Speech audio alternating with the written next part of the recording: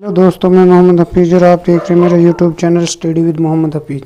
आज मैं आपको हिस्ट्री में ब्राह्मण साहित्य के बारे में बताऊंगा। ब्राह्मण साहित्य के अंदर वेद, ब्राह्मण, आरण्यक, उपनिषद, वेदांग, सूत्र, महाकाव्य और धर्मशास्त्र आता है। अगर वेद, ब्राह्मण, आरण्यक और उपनिषदों को हम वैदिक साहित्य कहते हैं, जबकि धर्मशास्त्र के अंदर धर्मसूत्र, स्मृतियाँ और टीकाएँ आती हैं। चलिए चलते हैं सीधे टॉपिक की ओर। देखिए वैदिक साहित्य क्या है। देखिए वैदिक साहित्य के अंदर हम वेद, ब्राह्मण, आरण्यक और उपनिषद, ये वैदिक साहित्य के अंदर ये चार आते हैं। वैसे तो वैदिक साहित्य कहाँ आता है? ब्राह्मण साहित्य के अंदर, लेकिन वैदिक साहित्य को यहाँ पर कितने पार्टों में बांटा गया? चार में। चार कौन कौन से हैं ये देखिए। नंबर 1 वेद, नंबर 2 ब्राह्मण, आरण्यक, उपनिषद।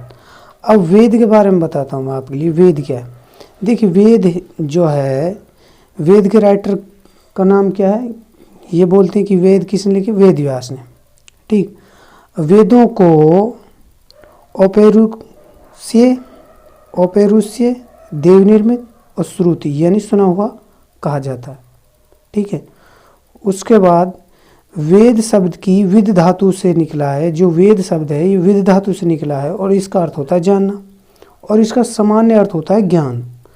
अगर हम वेदों की बात करें तो वेद चार हैं: ऋग्वेद, सामवेद, यजुर्वेद, अथर्ववेद। और इन चारों वेदों को क्या कहा जाता है? संहिता। क्या कहा जाता है? संहिता। संस्कृत भाषा, ये जो वेद हैं ये संस्कृत भाषा पद में लिखे गए हैं। यजुर्वेद ही सिर्फ एक ऐसा ग्रंथ जो गद्य और पद दोनों में लिखा गया, जबकि जो ऋग्वेद है ये सबसे प्राचीन वेद है। राइट। यानी ये बहुत ही इम्पोर्टेंट पॉइंट हैं जो मैं आपके लिए लेकर आया हूँ। अगर हम ब्राह्मण ग्रंथों के बारे की बात करें, ब्राह्मणों के बारे में बात करें, तो ब्राह्मण क्या है? ब्राह का मतलब होता है यज्ञ, यण का मतलब होता है व्याख्या, अर्थात जो यज्ञों की व्याख्या करें वो ब्राह्मण ग्रंथ कहलाते हैं। क्या कहलाते हैं? ब्राह्मण ग्रंथ। वेदों की, इनको वेदों की परिष्टि कहा जाता है, परिष्टि भी कहा जाता है।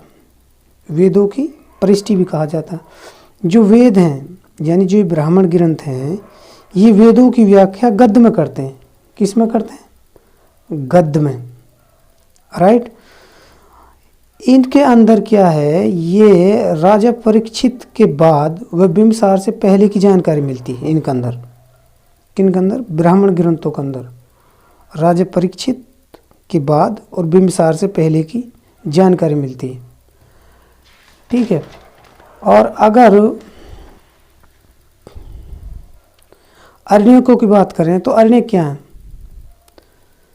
अरण्यक का मतलब होता है जंगल और यज्ञ का मतलब होता है ज्ञान। ये एक सफूरत रचनाएं हैं जो अरण्यक हैं। ये आध्यात्मिक और दार्शनिक समस्याओं का विवेचन इसके अंदर किया गया। अरण्यकों के अंदर किसका?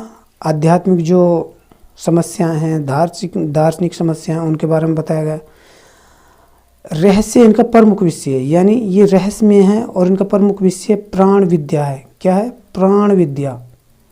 यज्ञों की आध्यात्मिक व्याख्या भी अरण्यकों के अंदर दी गई है।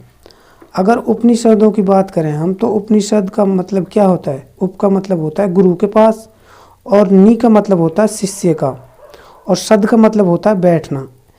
गुरु के समीप बैठकर शिष्य जो ज्ञान प्राप्त करे उसे उपनिषद कहते हैं। क्या कहते हैं? गुरु के पास या गुरु के समीप बैठकर शिष्य जो ज्ञान प्राप्त करे उसे उपनिषद कहते हैं। इनको वैदिक साहित्य का अंतिम भाग माना जाता है। किसका? वैदिक साहित्य का। और इनको वेदांत भी कहा जाता है। उपनिषदों को क्या कहा जाता है? वेदांत। भारतीय दर्शन की शुरुआत उपनिषदों से मानी जाती है। इनका प्रमुख विषय आत्मविद्या और ब्राह् है। अगर इनकी रचना की बात करें तो इनकी रचना गंगा घाटी के अंदर हुई थी, और क्षेत्रीय वर्ग का इनमें बहुत ज़्यादा योगदान था, ना कि ब्राह्मण वर्ग का। उपनिषदों में क्षेत्रीय वर्ग का सबसे ज़्यादा योगदान था। ये गद्य पद एवं गद्य और पद में लिखे गए हैं। अगर आप यहाँ पर कन्फ्यूज हो कि गद्य पद और उसके बाद भी गद्य पद, इसका मतलब ये है कि कुछ उपनिषद गद्य में है, कुछ पद में है, एवं कुछ ऐसे हैं जो गद्य पद दोनों में है। राइट। इनकी संख्या कुल 108 बताई गई है, वो भी मुक्ति कोपनिषद के अंदर। मुक्ति कोपनिषद के अंदर इनकी संख्या 108 बताई गई है। अब ये देखिए जो पद में लिखे हुए हैं वो मुंडक, श्वेताश्वर, कंठ और ईशोपनिषद, जो ये उपनिषद हैं ये पद में लिखे हुए हैं, जबकि गद्य में मांडुक्य, ऐतरेय, तैत्तिरीय, छंदोग्य, वृद्धनायक और कौशिकी ये गद्य में लिखे गए हैं। मांडुक्य है जो ये सबसे छोटा उपनिषद है, जबकि वृद्धनायक है जो ये सबसे विशाल है। जबकि गद्य पद में कैन और पर्सन उपनिषद गद्य पद में लिखे गए हैं। अगर मुगल काल की बात करें तो मुगल काल में दारा सिकों ने 52 उपनिषदों का फारसी में अनुवाद करवाया था। किसने? दारा सिकों ने। तो दारा सिकों को इसी के कारण संस्कृत कलंदर की उपाधि भी हासिल थी। किसको? दारा सिकों को। और इसने जो उपनिषद फारसी में चेंज करवाए यानी अनुवाद करवाया जिनका फारसी में, उनको सिरार अकबर या सिरार असरार के नाम से जाना जाता है। शापेनहावर ने क्या कहा है? शापेनहावर ने उपनिषदों के बारे में कहा है कि संसार में उपनिषदों की भांति ऊंचा उठाने वाला और कोई साहित्य नहीं है। किसने कहा? शापेनहावर ने। इसने ये बहुत बड़ी बात कही है उपनिषदों के बारे में। इससे पता चलता है कि उपनिषद कितने इंपॉर्टेंट हैं। राइट। अगला साहित्य आते हैं नारा सांसी साहित्य। नारा सांसी साहित्य। अगर इसमें देखिए दोस्तों, प्रोनाउंसिएशन में थोड़ी प्रॉब्लम हो जाती है क्योंकि ये वर्ड ही इतने हार्ड है। राइट। इसमें जो ये साहित्य है इसमें राजाओं और ऋषियों के स्तुतिपरक गीत हैं। किनके? राजाओं के और ऋषियों के। इससे पता चलता है या इनसे पता चलता है कि वैदिक युग में भी इतिहास लेखन की परंपरा विद्यमान थी। आगे चलते हैं। अगर वेदांगों की बात करें तो वेदांगों को समझने के लिए 6 वेद यानी वेदों को समझने के लिए कुल 6 वेदांगों की रचना की गई है। किनको? वेदों को समझने के लिए किसकी रचना की है? वेदांगों की, 6 वेदांगों की रचना की। इनमें मुख्य कौन कौन से देखिए। नंबर 1 मुख्य, जिसको व्याकरण। राइट। कान, निरुक्त यानी शब्द की उत्पत्ति। ज्योतिष को नेत्र कहा जाता है यानी ज्योतिष। शिक्षा को नासिका कहा जाता है। कल्प को हाथ यानी कर्मकांडीय विधि। और छंद को पैर। राइट। वैदिक शिक्षा संबंधी प्राचीन साहित्य को प्रतिशाख्य कहते हैं। क्या कहते हैं? प्रतिशाख्य। यानी वैदिक शिक्षा संबंधी प्राचीन साहित्य है जो प्रतिशाख्य है। पढ़ने की अष्टाध्यायी व्याकरण की सर्वश्रेष्ठ रचना है। अष्टाध्यायी वेदोत्तर साहित्य का सबसे प्रारंभिक रचना भी अष्टाध्यायी को माना जाता है। वैदिक साहित्य, वेदोत्तर साहित्य की। ठीक है। निघंटु, जो निघंटु है ये भी एक शास्त्र है। में वेदों के कठिन शब्दों का संकलन किया गया है। किसमें? निघंटु में। और इसकी रचना किसने की थी? यास्क ने की थी। निघंटु की व्याख्या करने के लिए निरुक्त की रचना यास्क ने की। और जो निरुक्त है ये ऋग्वेद का प्राचीनतम भाष्य भी है। निरुक्त क्या है? ऋग्वेद का प्राचीनतम भाष्य। पिंगल मुनि ने छंद शास्त्र की रचना की, जो छंद पर लिखी गई सबसे प्राचीन किताब है। यानी छंद पर लिखा गया प्राचीनतम ग्रंथ है छंद शास्त्र। सर्वप्रथम जो छंद शास्त्र है सर्वप्रथम शून्य के स्थान पर बिंदु प्रतीक का प्रयोग भी इसके अंदर किया गया था। ठीक है। आगे चलते हैं हम। लगध मुनि ने वेदांग ज्योतिषी की रचना की। यानी ज्योतिष पर सबसे पहला और सबसे प्राचीन ग्रंथ है ये। उसके बाद हम आ जाते हैं सूत्र साहित्य पर। जो सूत्र साहित्य गद्य में है, इसको 3 भागों में बांटा जाता है। देखिए सूत्र साहित्य होता क्या है? ऐसे सूत्र जिनमें विधि नियमों का प्रतिपादन किया गया हो उसको कल्प सूत्र कहते हैं। अब कल्प सूत्र को 3 भागों में बांटा गया, 4 भागों में बांटा गया। अब इसको सूत्र साहित्य लगा लीजिए या कल्प सूत्र लगा लीजिए। ठीक है। श्रोता सूत्र, ग्रह सूत्र, धर्म सूत्र और शुल्ब सूत्र। श्रोता सूत्र है जो इसमें वेदों से संबंधित यज्ञ का भाग है। यानी वेदों से संबंधित जो यज्ञ हैं उनके बारे में जानकारी श्रोता सूत्र के अंदर है। जबकि गृह सूत्र के अंदर संस्कारों का उल्लेख मिलता है। अगर धर्म सूत्र की बात करें तो भारतीय विधि के प्रारंभिक स्रोत धर्म सूत्र यानी भारतीय विधि के प्रारंभिक स्रोत क्या है? धर्मसूत्र। अगर भारतीय ज्योति का विकास इसी पे हुआ था, किस पे? 16 सूत्र पर, यानी भारतीय ज्यामिति का विकास 16 सूत्र पर हुआ था। वैदिक साहित्य को अक्षुण्ण बनाए रखने के लिए सूत्रों की रचना की गई। अष्टाध्यायी इसका सबसे अच्छा उदाहरण है। वैदिक साहित्य को अक्षुण्ण बनाए रखने के किसकी रचना की गई? सूत्रों की, राइट। ऐसे सूत्र जिनमें विधि नियमों का प्रतिपादन किया गया हो कल्प सूत्र कहलाते हैं, राइट। आगे देखिए, यहाँ पर पढ़िए महाकाव्य। महाकाव्य दो हैं हमारे, रामायण और महाभारत। वैदिक काल में बौद्ध युग के मध्य का काल महाकाव्य काल कहलाता है, यानी वैदिक काल और बौद्ध युग के बीच का काल क्या कहलाता है? महाकाव्य काल। क्या कहलाता है? महाकाव्य काल, ठीक है। अगर मैं रामायण की बात करूं तो रामायण एक आदि काव्य है, नो डाउट। इसके लेखक वाल्मीकि हैं, जिसको आदि कवि कहा जाता है। इसमें 7 कांड हैं और 6000 श्लोक थे प्रारंभ में। उसके बाद इसमें ये श्लोक 12000 हो गए, फिर 24000 हो गए। उसके बाद इसको क्या कहा गया? चतुर्विशास्ति साहिस्त्र स्त्री संहिता। चतुर्विशास्ति साहिस्त्री संहिता। प्रथम तिथिबद्ध उल्लेख बौद्ध व जैन ग्रंथों में मिलता है। किसका? रामायण का। सबसे पहले किसने बताया प्रथम तिथिबद्ध उल्लेख? बौद्ध और जैन ग्रंथों ने। बौद्ध ग्रंथ दशरथ जातक में इसकी कथा का प्रारंभिक उल्लेख है, यानी जो बौद्ध ग्रंथ जातक है, जो बौद्ध ग्रंथ है दशरथ जातक, उसमें रामायण की प्रथम कथा का प्रारंभिक उल्लेख है। विमल सूरी राइटर हुए हैं। पोमचर्यु इसका जैन संस्करण है, यानी विमल सूरी ने जो रामायण लिखी है, यानी जैन संस्करण जो इसका दिया है जैनियों के लिए, वो पोमचर्यु इसका जैन संस्करण, राइट। हरिवंश में नाट के प्रदर्शन का विवरण है। 1930 में रामास्वामी पेरियर ने सच्ची रामायण का लेखन किया था। किसने? 1930 में रामास्वामी पेरियर ने सच्ची रामायण का लेखन किया था। अगर रामायण के अनुवाद की बात करें तो सर्वप्रथम 12वीं सदी में तमिल में इरामावतारम कंबन ने किया था। इरामावतारम जो रामायण का अनुवाद सर्वप्रथम तमिल भाषा में है, वो है इरामावतारम, ये कंबन ने लिखी थी। बंगाल में कृतिवास ने रामायण का अनुवाद किया, जिसको बंगाल का बाइबल भी कहा जाता है।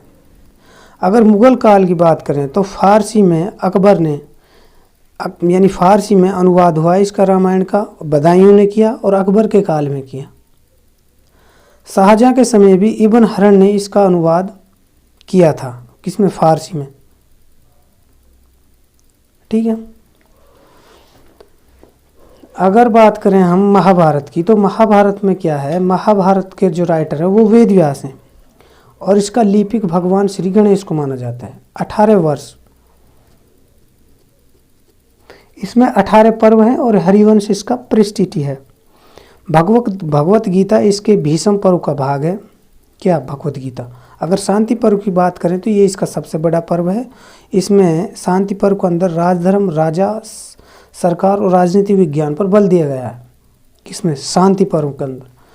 शांति पर्व में सर्वप्रथम 4 वर्णों को वेद सुनने का अधिकार दिया गया, यानी जो शांति पर्व उसमें बताया गया है कि 4 वर्णों को वेद सुनने का अधिकार है।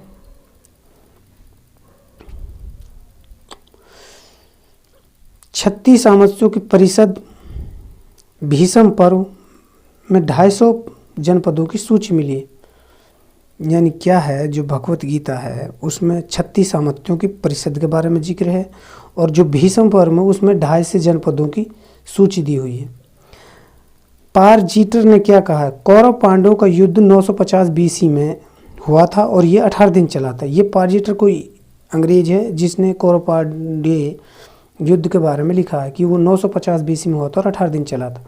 शकुंतला, नल दमयंती, सावित्री की कथाएं इसके अंदर मिलती हैं, जबकि जो नल दमयंती की कथा है वो सबसे बड़ी उपकथा है।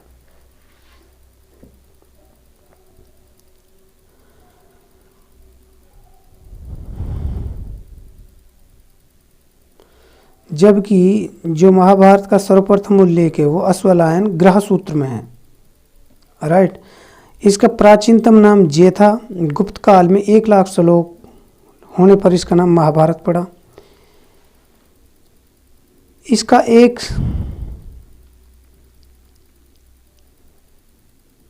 अर्थशास्त्र, धर्मशास्त्र और कामशास्त्र, यानी इसको एक साथ क्या कहा जाता है? अर्थशास्त्र, धर्मशास्त्र और कामशास्त्र कहा जाता है। इसको एक बार पढ़ने पर रोग विधि व्याधियां आ जाती हैं, ऐसा लोगों का अनुमान है।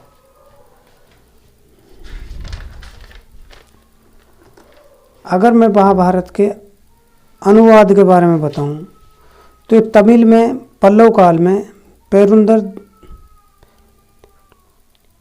पेरुंदेवनार ने किया था, भारत वेणवा के नाम से। तेलुगु में नेनैया ने शुरू किया और तिकन्ना ने पूरा किया। अंत में एरर प्रगट ने इसको पूरा किया था। तेलुगु में किसने लिखी? नेनैया ने शुरू किया और तिकन्ना ने। असमिया में माधव कदाली ने इसको पूरा किया, यानी असमिया भाषा में जो महाभारत का अनुवाद हुआ किसने? माधव कदाली ने किया। बंगला में नुसरत शाह ने कविंद्र परमेश्वर के द्वारा करवाया। मालाधर बसु ने भगवत गीता का अनुवाद श्री कृष्ण विजय नाम से किया। मालधर बसु ने भगवत गीता का अनुवाद श्री कृष्ण विजय नाम से किया। मालधर बसु को क्या कहा जाता था? मालधर बसु को क्या कहा जाता था? गुणराज खां। और गुणराज खां की उपाधि किसने दी थी? बारबक शाह ने, जो उस टाइम का वहाँ का राजा था। मुगल काल, अगर मुगल काल में बात करें तो मुगल काल में बदायूं ने रमजानामा नाम से इसका अनुवाद किया था। किसका? महाभारत का, अकबर के समय में। और रमजानामा का जो चित्रांकन किया था वो किसने किया था? बसावन, दसवंत और लाल ने किया था, जबकि प्रस्तावना इसकी अबुल फजल ने लिखी थी। अगर दोस्तों मैं पुराणों की बात करूं तो पुराणों में क्या है? पुराणों के राइटर थे लोमहर्ष या पुत्र उग्रसुरवा। पुराणों की संख्या 18 बताई गई है और 29 उपपुराण बताए गए हैं। राजेंद्र चंद्र हाजरा ने 100 पुराणों की सूची दी है, जबकि पुराणों के अंदर 4 युग बताए गए हैं: त्रेता, द्वापर एवं कली। द्वापर जो युग है उसमें श्री कृष्ण को रिलेटेड किया गया है। द्वापर युग से श्री कृष्ण रिलेटेड है, जबकि त्रेता युग से श्री राम। अमरकोश पुराण में 5 विषय हैं। जो 5 विषय कौन कौन से हैं? देखिए, सर्ग,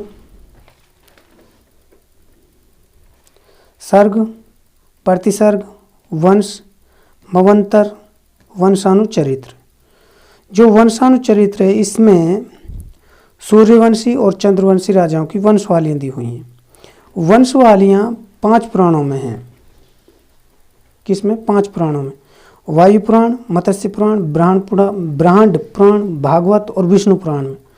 जो विष्णु पुराण है वो मौर्य वंश से जुड़ा हुआ है, जबकि मत्स्य पुराण सातवाहन वंश से जुड़ा हुआ है। मत्स्य पुराण सबसे अधिक प्रामाणिक और प्राचीन है, जबकि वस्तुशास्त्र के प्राचीन आचार्यों के नाम भी मत्स्य पुराण के अंदर दिए हुए हैं। बृहद क्षेत्र परंपरा का उल्लेख भी मत्स्य पुराण के अंदर किया गया है।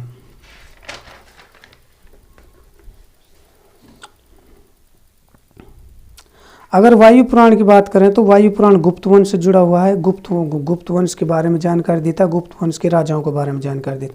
अग्नि पुराण में राजतंत्र व कृषि से जुड़ा हुआ है, यानी राजतंत्र से रिलेटेड और कृषि से जुड़ी हुई सारी जानकारी कहाँ मिलती है? अग्नि पुराण के अंदर। पारजित्र ने क्या कहा था? सर्वप्रथम पुराणों के ऐतिहासिक महत्वों की ओर ध्यान आकर्षित किया था। किसने? पारजित्र ने। जो ये राइटर हैं इसने सर्वप्रथम पुराणों की ऐतिहासिक महत्व की ओर, जो पुराणों का ऐतिहासिक महत्व उसकी ओर ध्यान आकर्षित किया था लोगों का। और इसने 2 बुक लिखी थी: ancient history historical tradition, ancient Indian historical tradition. एक लिखी थी dynasty of the Kali age, dynasty of the Kali age. इतिहास व पुराण को पंचम वेद कहा जाता है। रामास्वामी नेकर ने पुराणों को परियों की कथा कहा है। रामास्वामी नेकर ने क्या कहा है? परियों की कथा। वेदयत्री यानी ऋग्वेद, सामवेद, यजुर्वेद को वेदयत्री कहा जाता है और इनको श्रुतियां भी कहा जाता है। किनको? 3 वेदों को, ऋग्वेद, सामवेद और यजुर्वेद को। प्रस्थानयत्री उपनिषद, ब्रह्मसूत्र और गीता को कहा जाता है, जबकि पुराण भविष्य शैली में लिखे गए हैं।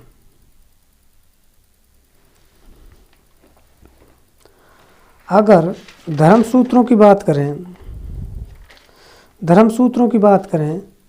तो धर्मसूत्रों का काल 600 BC से 300 BC माना जाता है। धर्मसूत्र में क्या है? गौतम धर्मसूत्र जो सबसे प्राचीन है, आपस्तंभ धर्मसूत्र जो दक्षिण भारत में लिखा गया था, वशिष्ठ धर्मसूत्र।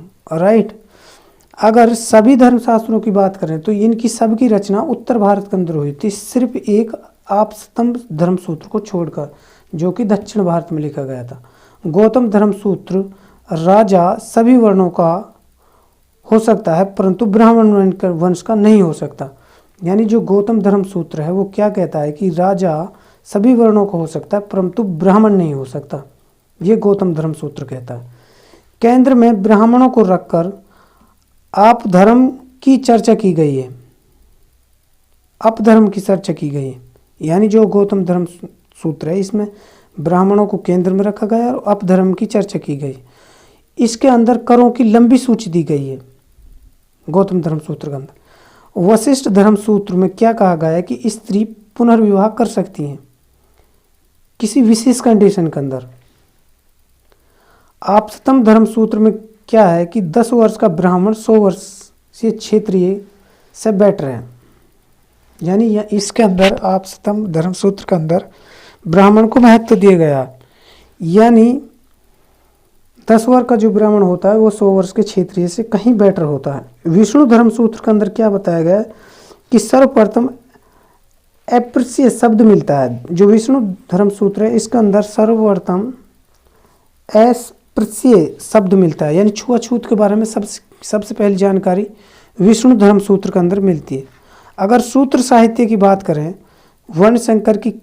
वर्णशंकर की कल्पना और जाति या मिश्र जाति के उद्भव की जानकारी पहली बार मिलती है सूत्र साहित्य के अंदर। वर्णशंकर की कल्पना, जाति या मिश्र जाति के उद्भव की जानकारी जो कहाँ मिलती है? सूत्र साहित्य के अंदर। सूत्र काल में हमें विकसित न्याय प्रणाली की शुरुआत दिखाई पड़ती है। किस काल के अंदर? सूत्र काल के अंदर विकसित न्याय प्रणाली की शुरुआत दिखाई पड़ती है। अगर दोस्तों मेरा वीडियो आपको पसंद आया हो तो लाइक करें, शेयर करें और सब्सक्राइब करें।